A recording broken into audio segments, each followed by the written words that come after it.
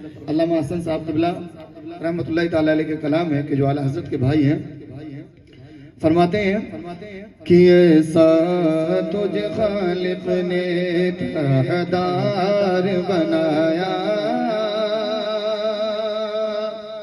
طرحدار بنایا، ایسا تجھے خالق نے طرحدار بنایا، طرحدار بنایا، ایسا تجھے خالق نے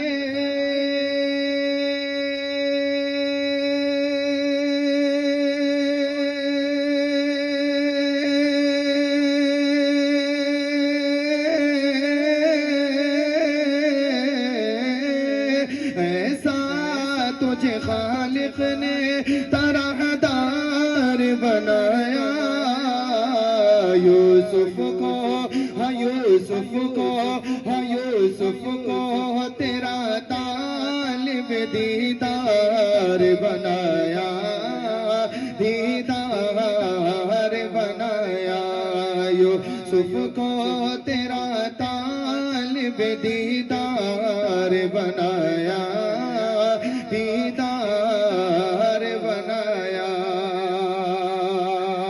بول دیں یا رسول اللہ، دونوں ہاتھ اٹھا کے بولیں یا رسول اللہ۔ یہ مصطفیٰ کی بارگاہ ہے، یہاں شرمایا نہیں جاتا، ماشاءاللہ۔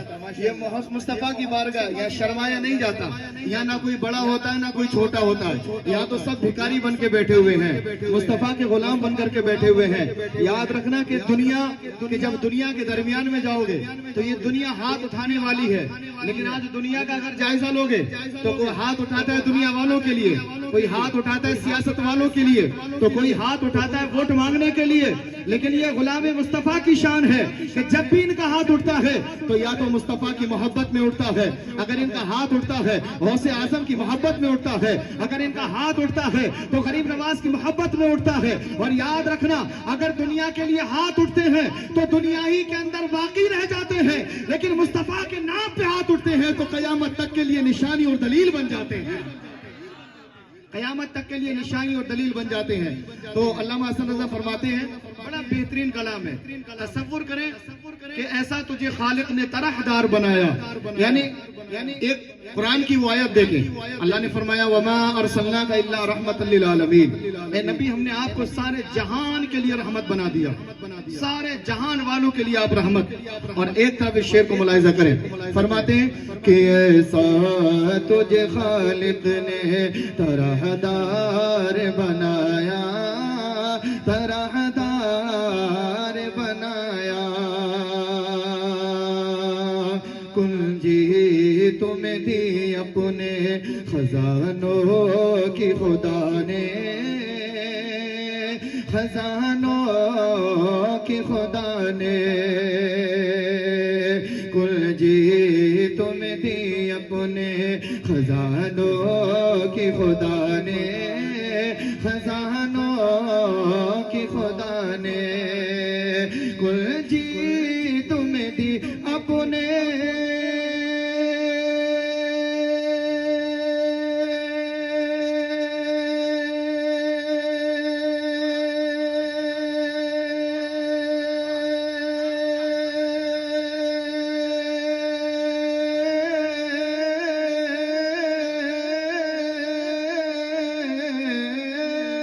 کنجی تم دی اپنے خزانوں کی خدا نے، یا رسول اللہ محبوب کی اعمال کو مختار بنایا، مختار بنایا، محبوب کی اعمال کو مختار بنایا، مختار بنایا۔ اور یہ بھی شعر محبت کے ساتھ ملاحظہ فرما لیں اہل اسٹیج کی بالخصوص توجہ کہ کون نے بنائے گئے سرکار کی خاطر، سرکار کی خاطر کون نے بنائے گئے سرکار کی خاطر، سرکار کی خاطر کونین بنائے گئے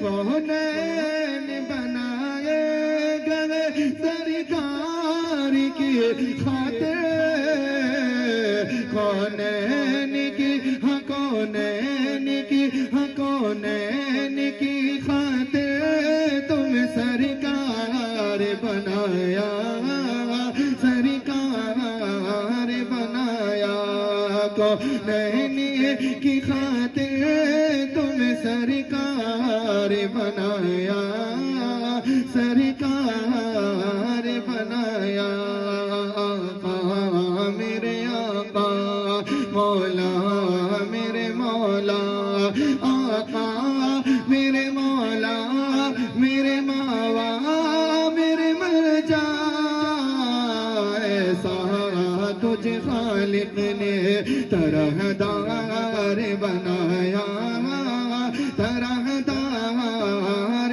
بنایا. اور یہ بھی شعر محبت سے ملاحظہ فرمایا. بولے سبحان اللہ. اتنی دھیری آواز سے نہیں بلند آواز سے بولے سبحان اللہ.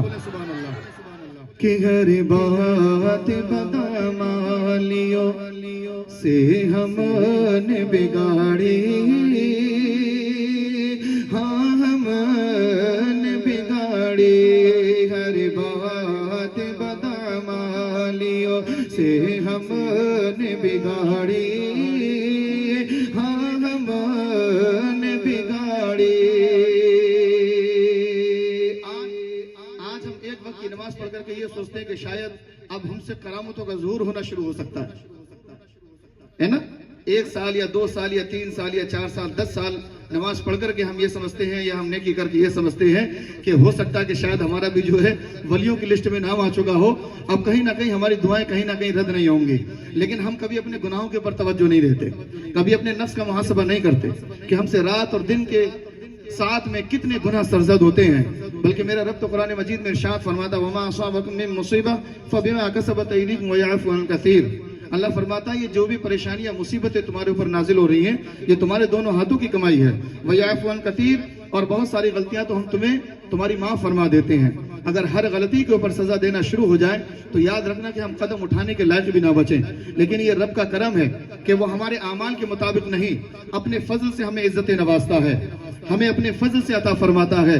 ہمارے رزق میں کوئی کمی نہیں آتی, ہماری عزتوں میں کبھی کوئی کمی نہیں آتی, ہمارے وقار میں کبھی کوئی کمی نہیں آتی. لیکن ہم نے گناہوں کی وجہ سے اپنے اوپر زندگی کو مشکل کر لیا ہے, اپنے اوپر زندگی کو تنگ کر لیا ہے. اگر ہمیں ایک خوشی ملے تو ہم اس کا ذکر نہیں کرتے, اور اگر ہمیں ایک غم مل جائے تو ہم 70 لوگوں سے اس کو بیان کرتے پھرتے ہیں, اللہ کی ناشکری کرتے ہیں. تو وہ اپنے نام اعمال کا اور اپنے نفس کا اگر ہم محاسبہ نہیں کرتے, اور اگر کر لیں تو ہمیں پتہ چلے کہ ہم سے کتنے گناہ سرزد ہوتے ہیں. علامہ حسن چوٹ لگاتے ہیں اور فرماتے ہیں کہ ہر بات بدعمالیوں سے ہم نے بگاڑی ہاں ہم نے بگاڑی ہر بات بدعمالیوں سے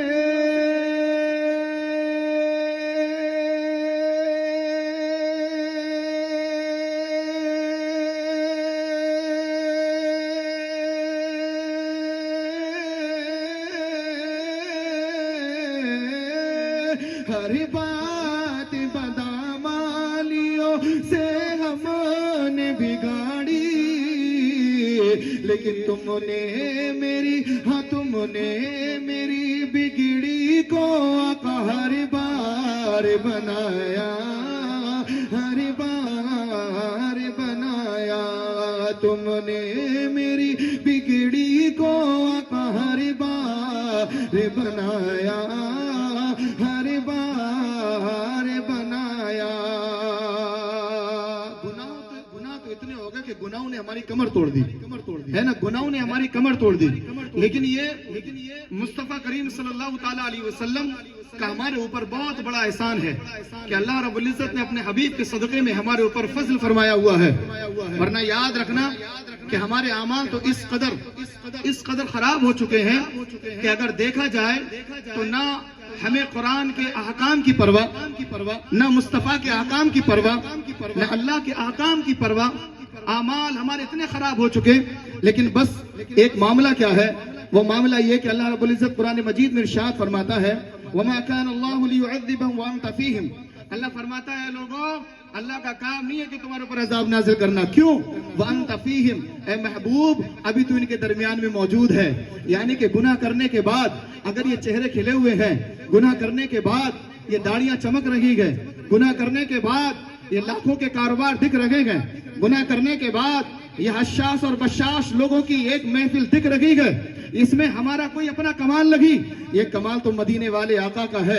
جب تک بکے نہ تھے تو کوئی پوچھتا نہ تھا، تم نے خرید کے ہمیں انمول کر دیا. یا رسول اللہ یہ فیضان ہے آپ کا، یا رسول اللہ یہ احسان ہے آپ کا. اور اسی رسول اعظم کے احسان کے مطابق آج جامع ہاشمیہ کے پنڈال میں آپ بیٹھے ہوئے ہیں.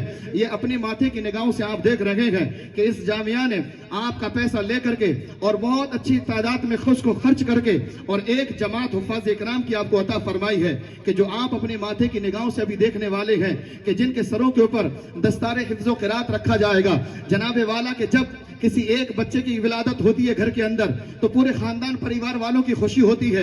ہمارے گھر کے اندر بچہ پیدا ہو گیا، لیکن اگر وہیں بڑا ہو کر کے وہ ایک بچہ شادی کرنے کے لیے جاتا ہے، اس کے والدین اس کے سر کے اوپر جب شادی کا سہرا جب رکھتے ہیں تو تمام رشتہ دار اور تمام اہل و عال کی یہ خوشی ہوتی ہے کہ آج ہمارے بچے کی شادی، یہ خوشی کا موقع ہے. لیکن جناب والا وہ ساری خوشیاں ایک طرف ہے اور وہ خوشی دنیا تک محدود ہے. لیکن یہ خوشی کہ جب بچہ حافظ قرآن ہوتا ہے، قرآن کا حافظ ہوتا ہے، قرآن کو جب اپنے سینے کے اندر اتارتا ہے، قرآن کی جب اپنے سینے کے اندر محفوظ فرماتا ہے، میرے رب نے ارشاد فرمایا وَلَقَدْ يَسَّرْنَا الْقُرْآنَ لِلذِّكْرِ فَهَلْ مِن مُدَّكِرٍ. یعنی ہم نے پڑھنے والوں کے لیے اس قرآن کو آسان فرما دیا ہے.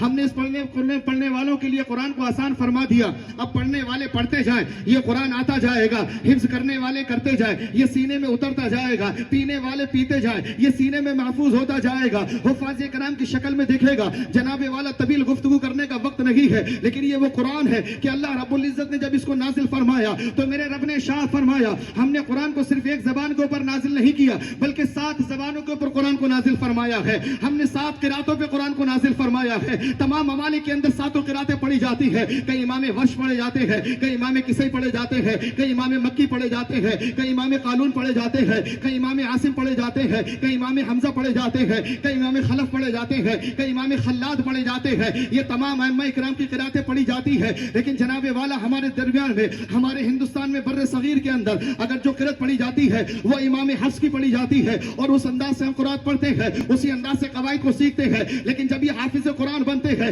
یہ مدرسے کے طلبہ جب مدرسے کے اندر آتے ہیں، لوگ ان کو ذہن دیتے ہیں ارے اس مہنگائی کے دور کے اندر، اس ٹیکنالوجی کے وقت کے اندر آپ نے اپنے بچے کو مدرسے میں ڈالا ہے، اگر ڈالنا ہے تو کسی یونیورسٹی کے اندر ڈالو، اپنے بچے کو ڈاکٹر بناؤ. اس مہنگائی کے دور میں، اس پروفیشنل دور میں، اس ٹیکنالوجی کے وقت میں اپنے بچے کو حافظ قرآن بنا رہے ہو. ارے بنانا ہے تو انجینئر بناؤ، اپنے بچے کو بنانا ہے تو ڈاکٹر بناؤ، اپنے بچے کو بنانا ہے تو IAS بناؤ، اپنے بچے کو بنانا ہے تو IPS بناؤ، اپنے بچے کو بنانا ہے تو دنیا کا کوئی ایسا بناؤ کہ جو دنیا کے تمام طریقے سے نام کرتا پھرے. اگر والدین سوال کر لیتے ہیں تو جواب یہ ملتا ہے اگر ہم یہ بتائیں اپنے بچے کو ڈاکٹر بنائے ہمیں کیا دے گا، اپنے بچے کو انجینئر بنائے تو کیا دے گا، ہم اپنے بچے کو اگر MS بنائے تو کیا دے گا، ہم اپنے بچے کو IAS بنائے تو کیا دے گا. پلٹ کر کے سامنے والا جواب دیتا ہے اگر بچے کو ڈاکٹر بناؤ گے تو وہ بڑا ہو کر کے کامیاب ہو کر کے تمہیں پیسے کما کر کے دے گا، دنیا میں مکان بھی بنا کر کے دے گا، اچھی زندگی گزارنے کا تمہیں موقع فراہم کرے گا. اگر انجینئر بناؤ گے تمہیں پیسہ دے گا، اچھا مکان بھی دے گا، زندگی جینے کا تمہیں ایک طریقہ بھی دے گا، زندگی جینے کے لیے تمہیں ایک سرمایہ بھی دے گا، زندگی جینے کے لیے موٹی رقم تمہیں دے گا. جناب والا یہ دنیا والے کا جواب ہوتا ہے. لیکن آئیے قرآن کی طرف چلتے ہیں. اگر بیٹے کو ہم نے حافظ قرآن نہیں بنایا ہے، ہم نے بیٹے کو ڈاکٹر بنایا ہے تو وہ دنیاوی مکان ہمیں دے گا، دنیاوی انجینئر ہم نے بنایا ہے، دنیاوی معاملات ہمیں دے گا. لیکن اگر بیٹے کو ہم نے حافظ قرآن بنایا ہے، دونوں میں فرق نہیں ہے. فرق اتنا ہے یہ اس دنیا کا مالک ہے اور حافظ قرآن جو بنا ہے وہ اس دنیا کا مالک ہے. جب یہ پڑھ کر کے فارغ ہوتا ہے جواب دے دو اگر ہم نے ڈاکٹر بنایا ہے تو وہ مکان دے گا، اگر ڈاکٹر بنایا ہے تو وہ پیسہ دے گا. لیکن اگر حافظ قرآن بنایا ہے تو وہ بھی پیسہ دے گا، حافظ قرآن بنایا ہے وہ بھی مکان دے گا. لیکن شرط اتنی ہے کہ جب ڈاکٹر بنتا ہے تو دنیاوی مکان دیتا ہے اور بیٹا حافظ قرآن بنتا ہے تو جنت میں مکان دنیاوی علم سے دنیاوی مکان بنتے ہیں اور قرآن پڑھنے سے جنتوں میں مکان بنائے جاتے ہیں۔ جناب اللہ نے بے شمار برکتیں اٹھا کر کے رکھی، اتنی برکتیں،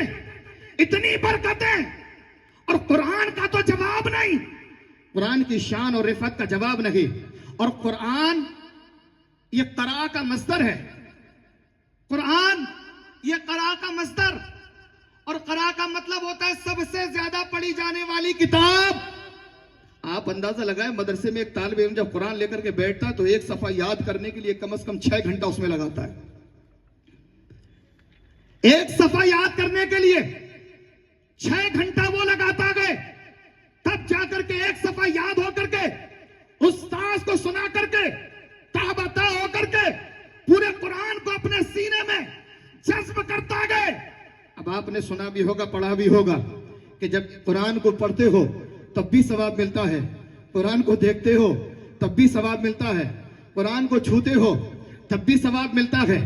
قرآن کے ایک حرف کے اوپر اللہ نے ایک نیکی اٹھا کر کے رکھی ہے، ایک نیکی تمہیں دی جا رہی ہے۔ اب ایک طالب علم جب بیٹھ کر کے مدرسے میں اپنی درسگاہ میں بیٹھ کر کے جب تلاوت قرآن کر رہا ہے تو اب اندازہ لگاؤ کہ ایک صفحے کو اس نے کتنی مرتبہ پڑھا۔ اور میرے آقا صلی اللہ تعالیٰ علیہ وسلم ارشاد فرماتے ہیں کہ قرآن وہ ہے، صحابہ کی زندگی آپ اٹھا کر کے دیکھیں، بات طویل نہ کرتے ہوئے میں آپ کو مختصر کر دوں، قرآن تو وہ ہے یہ جس جگہ پڑھا جاتا ہے اللہ کی رحمتیں نازل ہوتی ہے۔ اس قرآن کے بارے میں اللہ رب العزت نے بے شمار اس کے حقائق اور اس کے فوائد بیان فرمائے ہیں۔ جناب والا کسی بھی صورت میں اسے دیکھ لو، اگر حافظ قرآن کی صورت میں دیکھ لو یہ تراویح میں پڑھا جانے والا ہے، اگر ایصال ثواب کی نظر سے دیکھ لو تو فاتحہ میں پڑھا جانے والا ہے، اگر سائنٹسٹ کی نظر سے دیکھ لو تو سمندروں کی یہ ریسرچ کرنے والا ہے، اگر سائنسدانوں کی نظر سے دیکھ لو تو پہاڑوں کے اوپر ریسرچ کرنے والا ہے۔ میرے رب نے قرآن مجید میں ارشاد فرمایا تبیانا لکل شیء، ہم نے ہر شے کا علم اس قرآن میں اٹھا کر کے رکھ دیا ہے۔ اگر قرآن کو مطالعے کی نظر سے دیکھو تو یہ قرآن ہمارے گھروں کے اندر ایک خالی کتاب ہے، لیکن اگر قرآن کو خزانے کی نظر سے دیکھو تو دنیا کا علم سمیٹے ہوئے یہ کتاب ہے۔ پتہ یہ چلتا ہے کہ مصطفیٰ کریم صلی اللہ تعالیٰ علیہ وسلم اور قرآن یہ دونوں ایسی نایاب نعمتیں گئے اللہ کے طرف سے۔ اگر رب کے نور کو دیکھو بشر کی شکل میں تو محمد عربی نظر آتے ہیں، اور الفاظ کی شکل میں دیکھو تو قرآن نظر آتا ہے۔ یہ قرآن وہ ہے، اس قرآن کو پڑھ کر کے یہ حافظ قرآن بنے ہیں۔ اللہ تبارک و تعالیٰ اپنے حبیب کے صدقے میں ہمیں اپنے بچوں کو بھی زیادہ سے زیادہ اس دور پرفتن میں اپنے بچوں کو عالم دین بنانے کی توفیق عطا فرمائے، اپنے بچوں کو سچا پکا حافظ قرآن بنانے کی توفیق عطا فرمائے۔ اور یاد رکھنا کہ کوئی بھی علم ہوا لیکن اس سے پہلے سب سے پہلے عمل ہے، چاہے وہ عالم دین ہو، چاہے وہ حافظ قرآن ہو، چاہے وہ قاری قرآن ہو، اس لیے کہ عمل سب سے پہلے ہے۔ جب پڑھ کر کے عمل نہیں ہوگا تو پڑھنے کا کوئی فائدہ نہیں ہے۔ اللہ تبارک و تعالی ہم جتنا بھی جانتے ہیں ہم سب کو اس پہ عمل کرنے کی توفیق عطا فرمائے۔ السلام علیکم ورحمۃ اللہ تعالی وبرکاتہ۔